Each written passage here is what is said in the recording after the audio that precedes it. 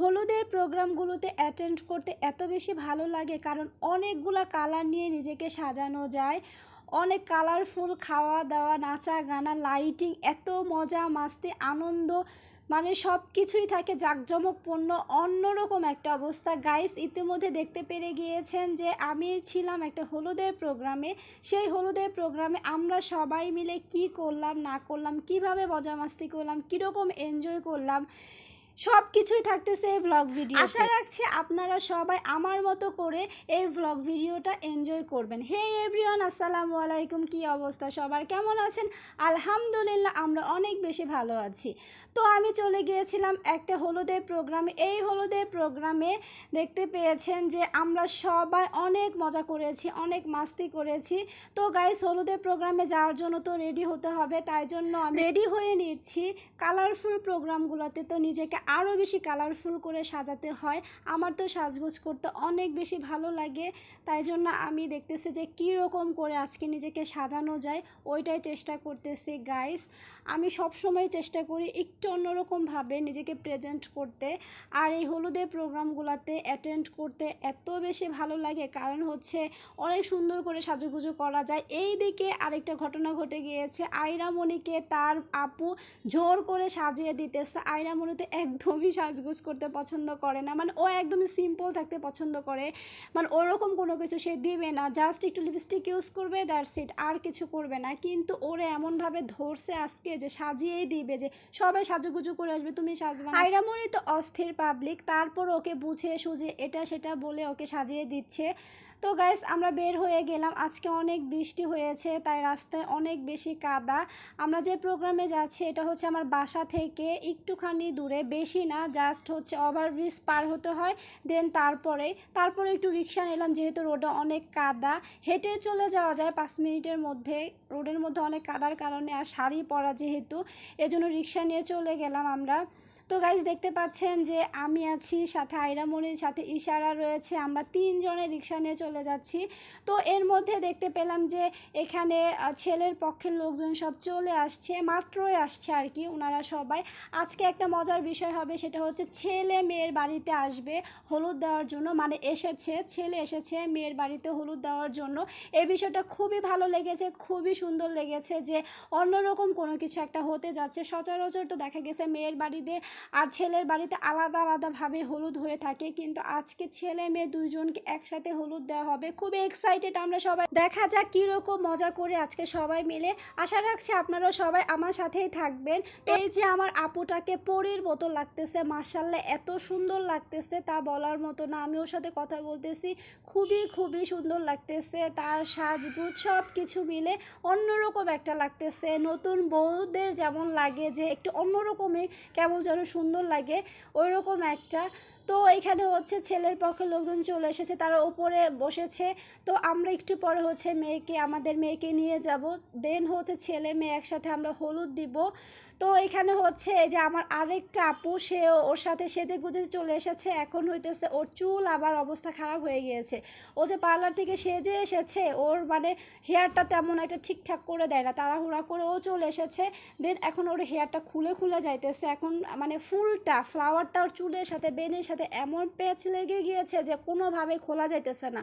পরে বলতেছে, আপু তুমি আমাকে একটু ঠিক করে দাও, এর ওপরে একটু পেঁচিয়ে কোনোরকম একটা সাইজ করে দাও।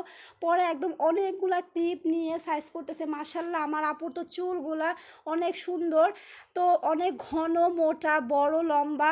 তো এইটাকে কিভাবে সাইজ করবো চিন্তা করতেছে। পুরো এক পাতা ক্লিপ দিয়ে আমি একদম শুধু ক্লিপগুলা চুলের মধ্যে দিতেছি। 3টা কাটা ইউজ করেছি, তারপরও থাকতেছে না, খুলে খুলে যাইতেছে।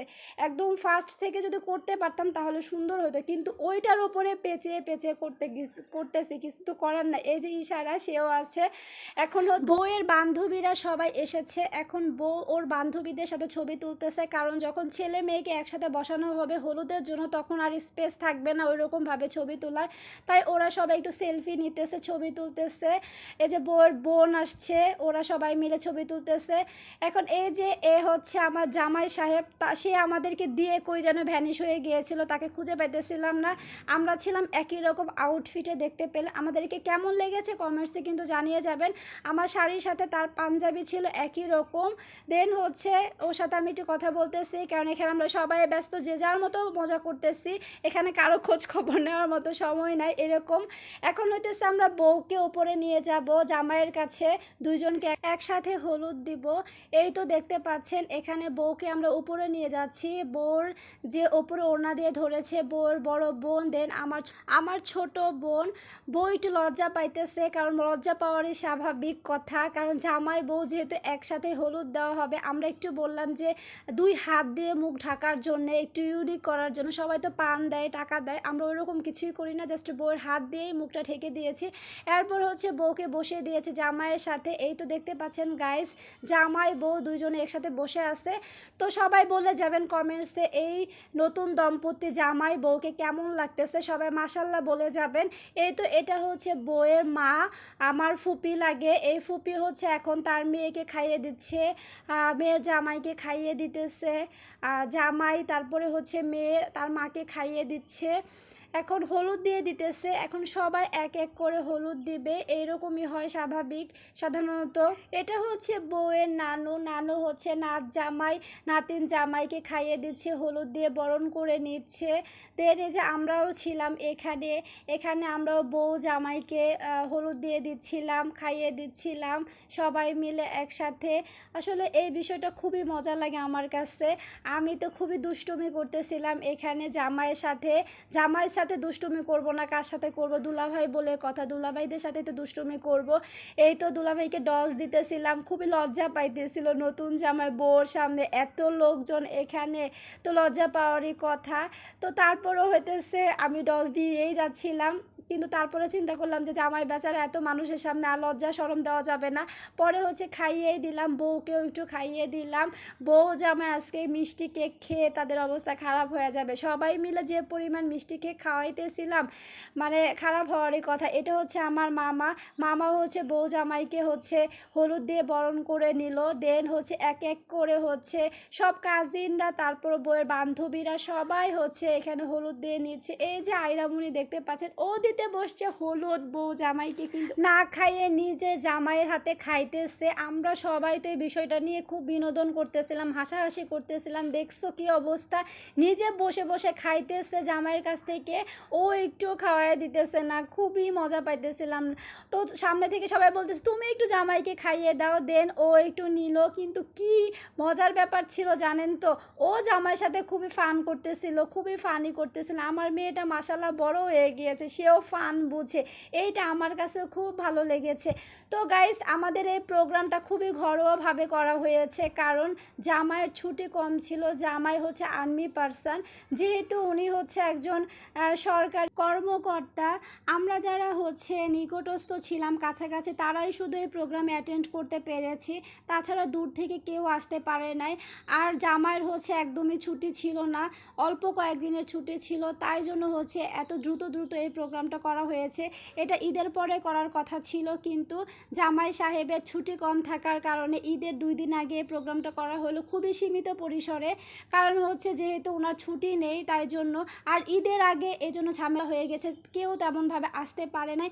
তাতে কি হয়েছে, আমরাই অনেক বেশি মজা করেছি। আমরা যারা ছিলাম কাছাকাছি তারাই আমরা অ্যাটেন্ড করে সবাই অনেক প্রোগ্রামটাকে অনেক বেশি আনন্দে উল্লাসিত করে মাতিয়ে তুলেছিলাম। এই তো এখন আমরা জামাই আর বউকে উঠিয়ে নিলাম, এখন তাদের নাচ দেখব আমরা। দেখতে পেলেন গাইস, এখন নতুন দম্পতির নাচ দেখব, দেখি তারা কেমন নাচ দেখায় আমাদেরকে। সাধারণত তো এরকম প্রোগ্রামে হচ্ছে যারা অ্যাটেন্ড করে তারাই নাচা গানা করে একদম স্টেজ তোলপাড় করে ফেলে। আজকে আমরা অন্য কিছু দেখব, জামাই আর বউয়ের নাচ গান দেখব। দেখলেন এই যে জামাই সাহেব তার নতুন বউকে পেয়ে কি ডান্স, ওরে বাবা, মানে খুবই মজা লেগেছে বিষয়টা। জামাই আর বউয়ের নতুন ডান্স দেখেন, এই তো দেখতে পেলেন দুইজনকে কি যে সুন্দর লাগতেছে। তো জামাই বউকে একটু ইন্সপায়ার করার জন্য আমি, আইরামণি, আমার বোন, আমরা সবাই মিলে নাচানাচি করতেছি যে আমাদেরকে দেখে একটু যাতে করতে পারে, তাই জন্য একটু লজ্জা পাইতেছে। সাধারণত লজ্জা পাওয়ারই কথা, নতুন বউ জামাই বলে কথা, তারাই তো লজ্জা পাবে, তাই না?